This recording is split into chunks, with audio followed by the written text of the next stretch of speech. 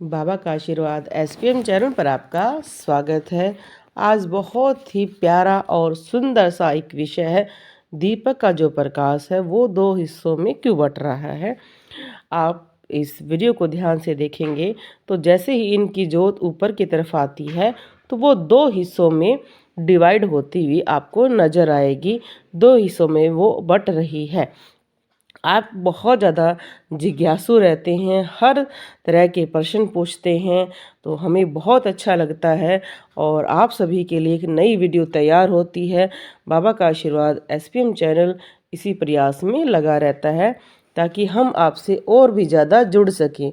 देखो, जब भी हम दीपक के प्रकाश को देखते हैं, दीपक की आकृति को देखते हैं, दीपक के रंगों को देखते हैं, तो हमें अलग अलग शक्तियों का आभास होता है। ऐसे ही हमारा जो दीपक का प्रकाश है वो एक तरह से अग्निदेव है, ज्योत है वो हमारी, और वो जल रही है। उस टाइम उसमें भी देवताओं का प्रभाव आपको दिखाई देगा। अगर आपका दीपक का प्रकाश ऊपर की तरफ जाकर दो हिस्सों में बट रहा है तो आपके घर में एक शक्ति ना होकर दो शक्तियां हैं, पर ये शक्तियां एक दूसरे से अलग हैं। जैसे कुछ शक्तियाँ आपस में एक साथ चलना बहुत पसंद करती हैं और कुछ शक्तियाँ अलग अलग चलना पसंद करती हैं। उनके अलग अलग भोग होते हैं, या ये कह सकते हैं कि उनको एक साथ कई लोग नहीं पूजते हैं। पर ये कहा जाता है कि जैसे हर मनुष्य या कोई भी देव है उनमें सभी तरह के रूप धारण किए हैं। जैसे विष्णु भगवान जी का कहा जाता है, अगर प्रेम का रूप देखना चाहते हैं तो आप कृष्ण भगवान का रूप देख सकते हैं। मर्यादा का रूप देखना चाहते हैं आप राम जी के दर्शन कर सकते हैं। अगर विष्णु भगवान का क्रोधमय रूप देखना चाहते हैं तो उनके बहुत सारे हैं।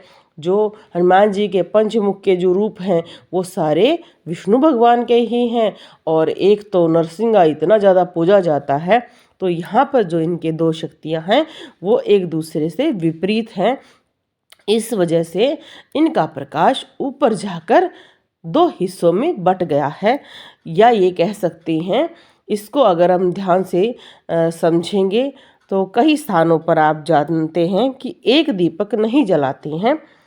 उनके ये मानते हैं कि ये दीपक हमारे पितरों का है, ये दीपक हमारी माता रानी का।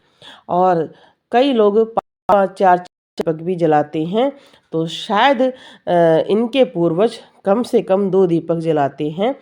और कई आपने अपने पूर्वजों को देखा होगा कि एक दीपक डेली सिर्फ वो जलाते हैं अपने देवी देवताओं के लिए, और अगर पितरों के लिए वो अमावस्या को अग्नि पर भोग देते हैं, या अमावस्या पर उनके स्थान पर जलाते हैं, और कई रेगुलर जलाते हैं।